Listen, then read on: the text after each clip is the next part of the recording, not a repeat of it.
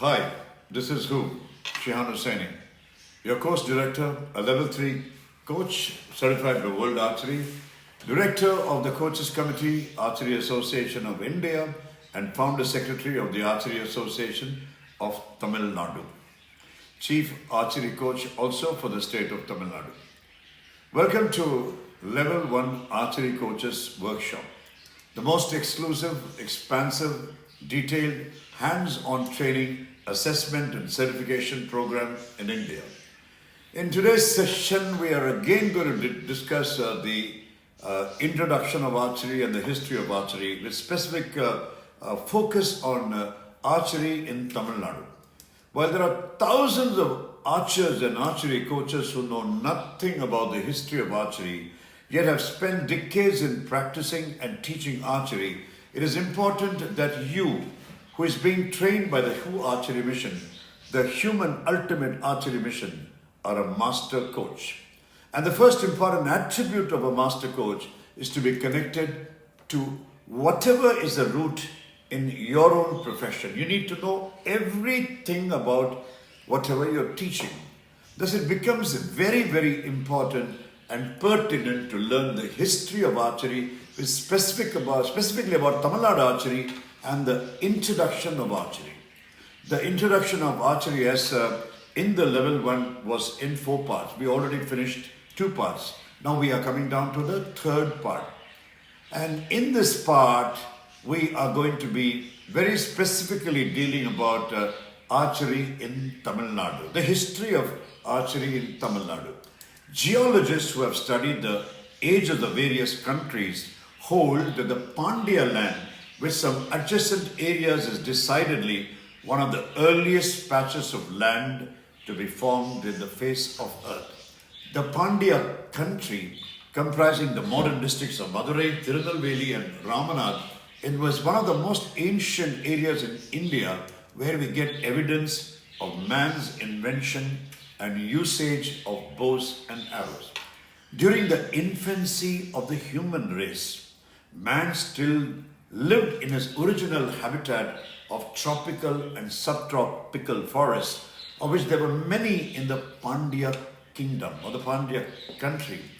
Fruits, nuts and roots served as food, as also such animals of land and water as man could catch with hands or by laying simple traps and snares, or hunt by throwing stones, sharpened sticks, spears and other missiles. When he could not reach animals and birds with his conventional missiles, man invented a contraption that could propel stones to larger distances. This resembled a modern day catapult. Tamil kavatai solluvaanga. Then he thought of some way to propel spears to larger distances. This he did by shortening the length of the spear and lengthening the side of the catapult's limbs. This resembled like a modern day tribal bow. Thus the bow was born. The invention of the bow and arrow about 35,000 years ago marked the beginning of a new era. Using the bow and arrows and shooting wild game became a regular item of food and hunting, one of the normal occupation and daily duties of man. The dog appears to have been domesticated soon after the discovery of this new weapon and used in retrieval of small games like birds and animals, rabbits, foxes and deer after being shot by arrows. Limited excavations near the north of Tallakulam tank and Madurai town resulted in the discovery of colored darts and arrowheads made of flint and stone mixed with gravel. Some of them seem to have been certainly used as heads for arrows. In prehistoric days, people buried their dead in stone kistavans, constructions walled on all 4 sides and floored and roofed with slabs of stones, and dolmens, box-shaped constructions opening on one side and made of roughly dressed slabs.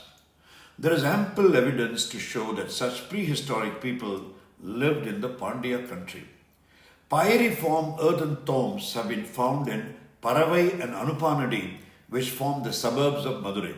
Several arrowheads have been found in these burial chambers, leading archaeologists to reaffirm that the bow and arrow became personalized valuables that were buried with the dead. Irayanar's Ahapurul mentions that the Pandyas founded 3 sangams or academies, and one of the subjects taught in these sangams was archery. Although many of the names of the members are fictitious and the existence of sangams imaginary, the fact that archery and a certain unarmed combat called Pandya Marana Adi was given a lot of importance is attested by the Silapadiharam.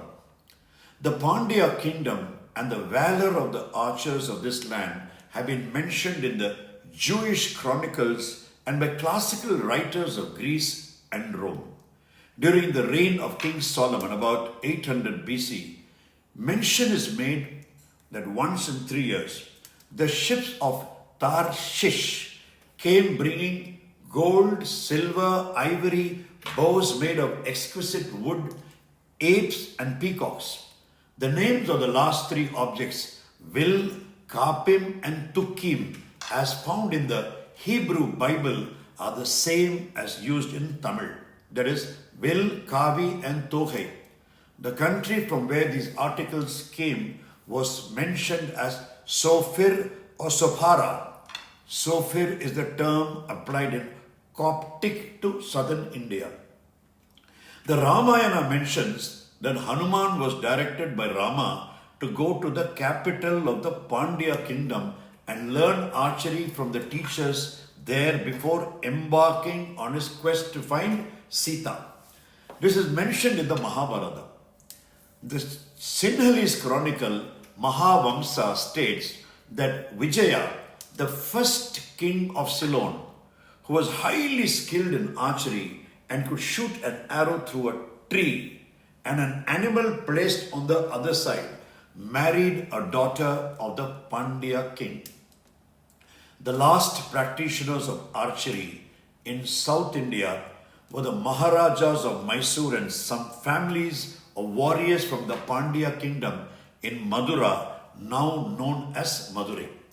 Sayyid Haji Tajuddin, a direct descendant from the bloodline of Prophet Muhammad, who was sent to South India by the Arabian caliphates to sell pure breeds of racing Arabian horses for equestrian archery to the Pandya king, Soundarapandian took over as the chief instructor of equestrian archery for the Pandya king and trained the warriors to fight with bows made of wood, copper and arrows made of wood and iron. While the utility of bows and arrows diminished with the introduction of firearms by the Britishers and the Portuguese, some families of the Khazis continued to practice archery while they religiously trained in other martial arts like Kushti, Madura Mushti, Kalari Paitru and Silambam.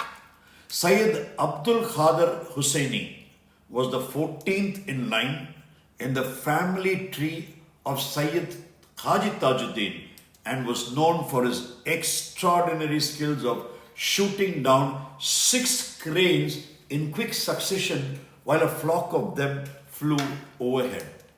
His son Ali Murtaza ran a firewood and bamboo shop in Khazi Mahalla, a very historic street in Madurai, where all the descendants of Tajuddin lived in land donated by King Soundarapandian, where he used to make bows and arrows from suitable wood, seasoned bamboos and waste tin, and would teach the local lads to hit a target of straw wound around a tree inside his firewood shop. He was very popular with the young kids and they used to fondly call him Tir Chacha.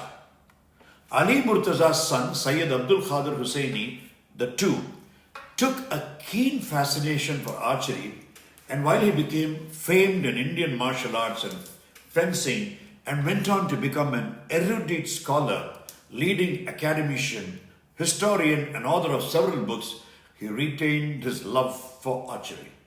Professor Hussaini traveled wide inside India and abroad during his research projects and learned several forms of archery. He discovered the usage of bow and arrows by the Toda tribes of Nilagiri districts to hunt small games like rabbits and birds. He traveled to the northeast and learned the tribal form of archery in Meghalaya, which was incorporated in the social life there. He traveled many times to Nepal and learned archery from the marksmen of the hill tribes. During one of his many visits to Japan, the professor, now known as Dr. S.A.Q. Hussaini, learned a form of Japanese archery called Zazen Kyudo. And he was very convinced that there was a perfect blending of the mind and body with the bow, arrow, and target in Japanese archery, and keenly taught Japanese archery to a large group of his history students at Aligarh Muslim University, Dhaka University, Madras University, and in the late 1950s at Calcutta University, where he worked as a professor of Islamic history. It used to be a familiar sight every day when Dr. Hussaini used to start lecturing his history students. Everyone would assemble at the Calcutta New Park residence at sharp 4:30 in the chilly mornings. The professor and his students would go for a long jog to the large park in the vicinity, and then the tough martial art exercises would start. In the end, the students would unload many target buttresses made of hay and coconut fiber ropes from an old truck, and all students had to shoot bamboo arrows at a distance of 50 meters. Then the professor will assemble all of them in the lawns for the daily lecture on history. Dr. Hussaini was a powerful motivator, and he emphasized the relation between the principles of archery, reaching the bullseye, and the importance of focus, concentration, patience, control, and mental relaxation to succeed in life. After all, life became meaningful only when one succeeded in reaching targets a person sets out with. Most of his bright Calcutta students took up to archery as a ritualistic tool for success in life. Dr. Hussaini coined the success mantra for his students thus: where there is a will, there is a way. Will in the Tamil language means bow, and it was an apt pun that he used. Though scores of his Calcutta students learned archery, his best student was, however, an uneducated poor lad who took care of Professor Hussaini's horses in Madurai Khasi Mahalla. This well-built lad called Basha took classes from Dr. Hussaini whenever he used to visit Madurai annually, and took a very keen interest in all martial arts that he taught. But he was extremely fond of archery, and he used to practice with a single-minded zeal. He impressed Dr. Hussaini by gifting him cranes that he would shoot, and there was always tasty food at Dr. Hussaini's home available for all visitors when he came. Dr. Hussaini, in turn, would bring him all sorts of bows and arrows from wherever he traveled. Basha was so adept at archery that he could shoot at targets with his eyes blindfolded, could shoot at a dove released by the crowd while he was racing in full speed in a single-seater horse-drawn chariot called Rekala during local festivals, and created a bow and stringed arrows with which he could shoot at fishes. Basha was seen as a parapsychic by many, and his mental tool was his bow and arrow. After an untimely death of Professor Hussaini in a massive cardiac arrest in Calcutta in 1966, the bereaved family of Dr. Hussaini shifted back to the ancestral city of Madurai. Basha immediately took little Sayyid Ali Hussaini, that's me, into his fold, and took upon himself to pay back his gratitude to Professor Hussaini by teaching me everything he knew about martial arts and archery. Basha Bhai became my guardian angel and he used to visit Devakote, a small town where for 2 years I studied and lived with my uncle, Mr. A.S.M. Ibrahim, an influential deputy commercial tax officer.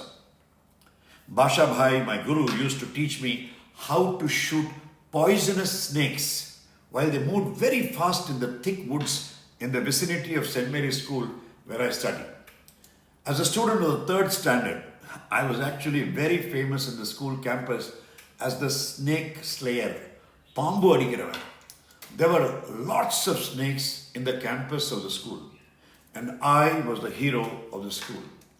I used to catch the poisonous snakes barehanded on the tails, spin them around my head, and smash their heads on rocks.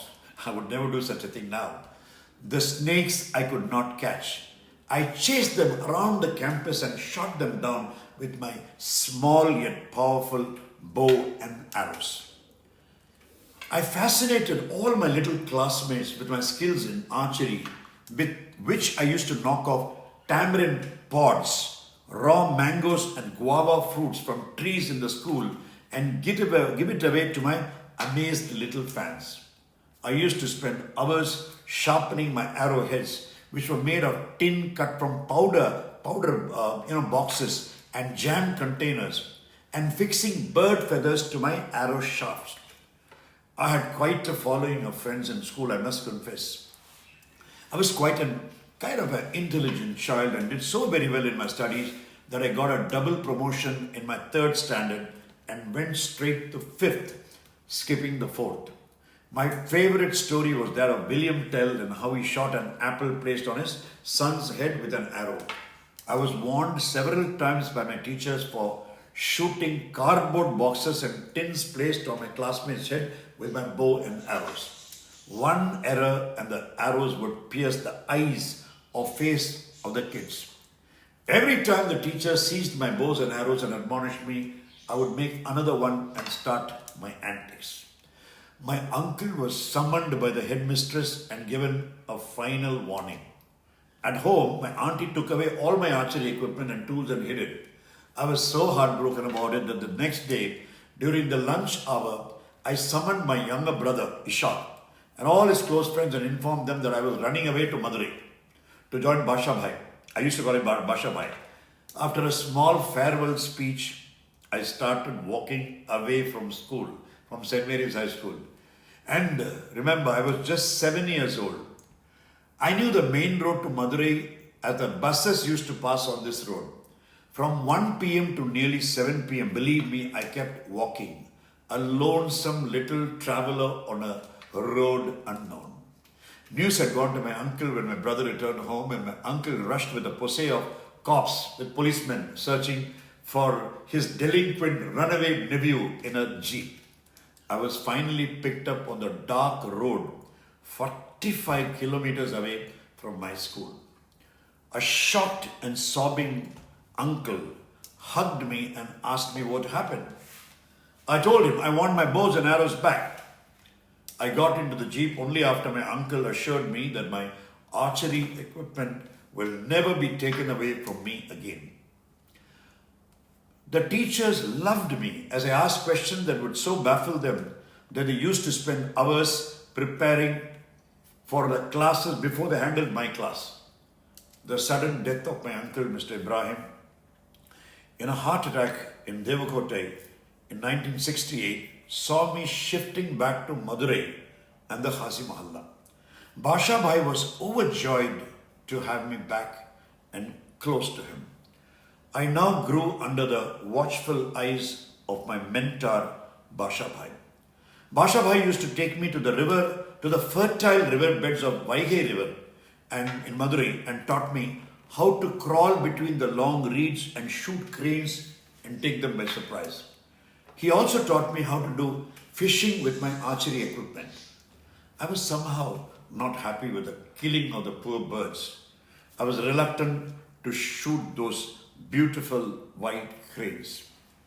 As a little bit I used to be taken to a popular, as a little boy, I used to be taken to a popular hill called Sikandar Manda, the Urdu equivalent of the Tirupurangundram hill in Madurai, and I was given extremely tough endurance exercises. Breathless, I had to run non-stop to the top of the hill with my teacher and had to do various yogic asanas and breathing exercises before being taught bare hand and foot fighting techniques by Bashabhai. Then we used to wait till a flock of cranes would fly above and then shoot them with our bows and arrows. The evening used to end with a sumptuous meal of crane meat fried over a bonfire. Getting down the hill in the night used to be the most thrilling experience of all. Halfway through the hill there used to be a graveyard. Basha Bhai used to sit there and tell me several stories of spirits and ghosts and how not to fear them.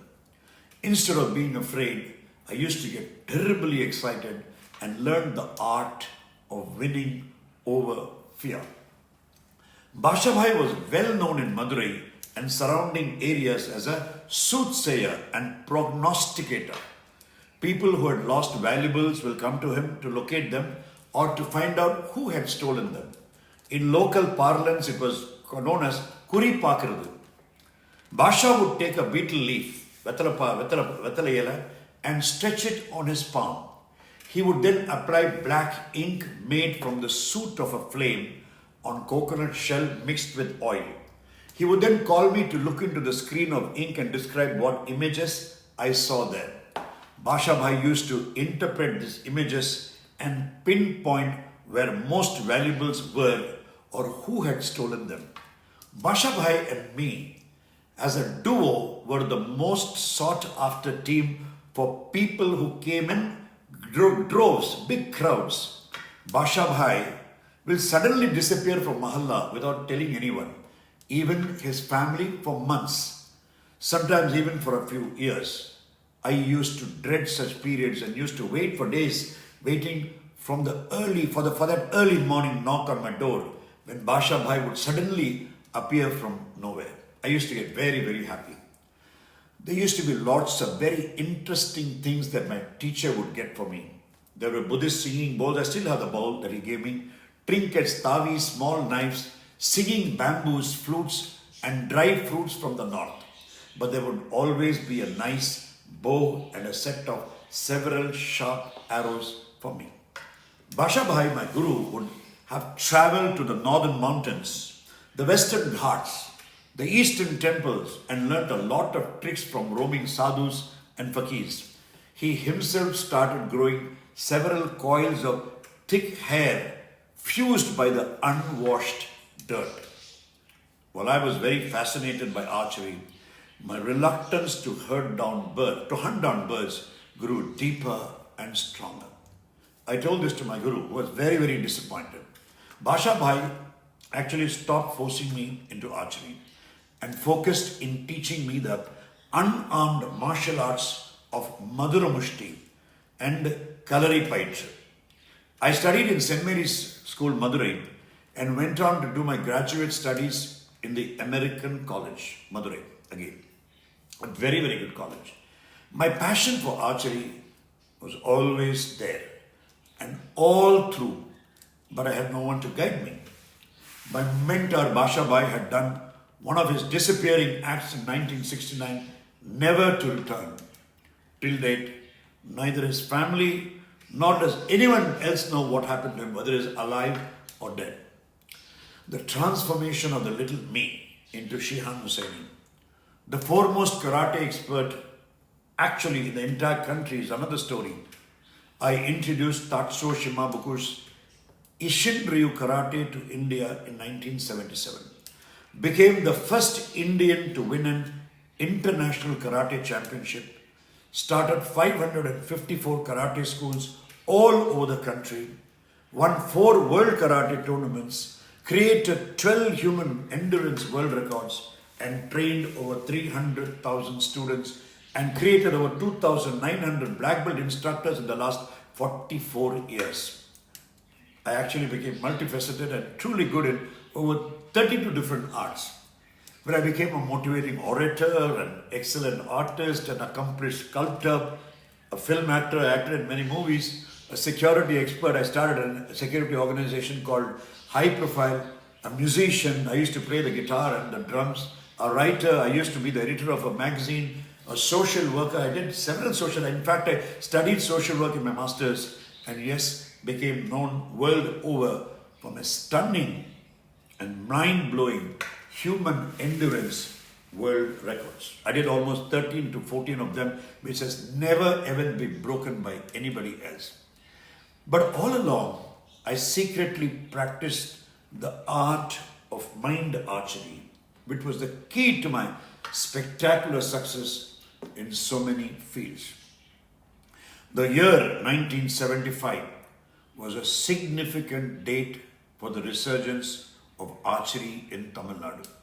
There was a debate organized by the Rotary Club of Madurai Midtown on is cricket mania ruining all other sports in India.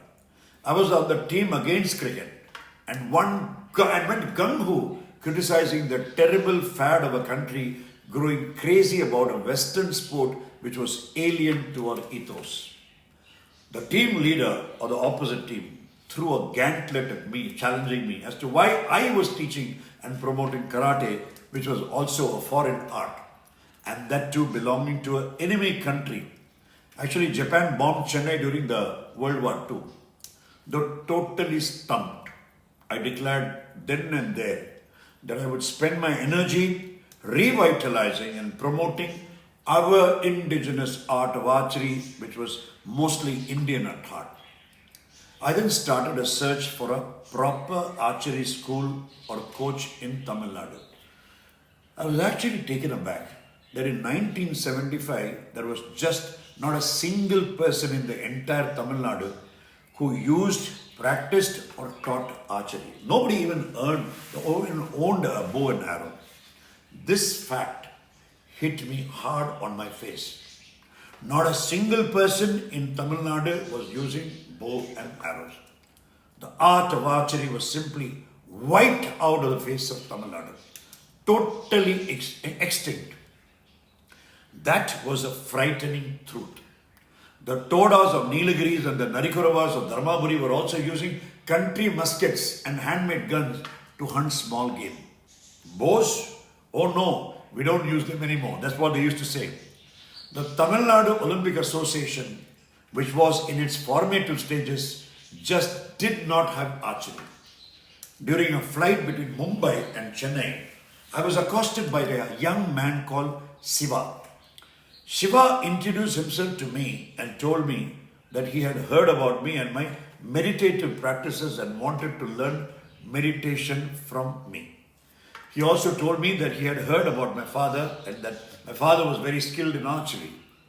He also told me that he wanted to learn meditation as his archery teacher in London asked him to go to India and learn meditation to improve his shooting skills in archery. A relaxed and calm mind could focus and shoot better, his teacher told him. Archery. This was the turning point for archery in Tamil Nadu. Well, you have heard the third part of the history and a kind of an introduction of archery in Tamil Nadu. Well, level 1 archery coach trainees. So much for the introduction of archery, part 3. As I have told you earlier, you may now go through the notes that one of our archers, Miss Kamna, has taken. She'll be sending you the notes individually to you, including a link to this lecture on YouTube. You may refer both and get it in your head and heart. There will be questions from this section in your exam. So make every effort to read the notes and listen to the lecture on a headset over and over again. Okay, bye. Let's take another break before resuming for the next session, Introduction of Archery, a final part 4. I know it is too much for you to get it inside, but then you have to, because I want you to become a master archery coach. Catch you in the next session soon. Bye-bye. Who?